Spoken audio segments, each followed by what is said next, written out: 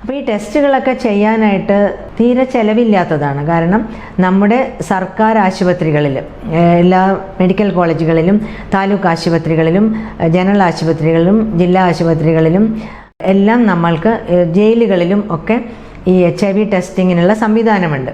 അപ്പോൾ HIV testing ചെയ്യുന്ന സ്ഥലങ്ങളെ നമ്മൾ ഇപ്പോൾ ജനറൽ ആശുപത്രിയിലാണെങ്കിലും ജ്യോതിസ് എന്നാണ് അവർ പറയുക. ജ്യോതിസ് എന്നുള്ള കേന്ദ്രത്തിൽ ഒരു കൗൺസിലർ ഉണ്ടാവും, ഒരു ലാബ് ടെക്നീഷ്യൻ ഉണ്ടാവും.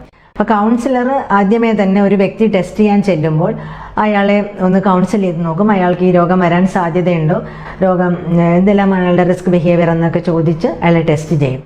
ടെസ്റ്റ് ചെയ്തതിന് ശേഷം അയാൾ പോസിറ്റീവ് ആണെങ്കിലും നെഗറ്റീവ് ആണെങ്കിലും അയാളെ വീണ്ടും പോസ്റ്റ് ടെസ്റ്റ് കൗൺസിലിംഗ് എന്ന് പറയും, അതും കൗൺസിലിംഗ് ഉണ്ട്.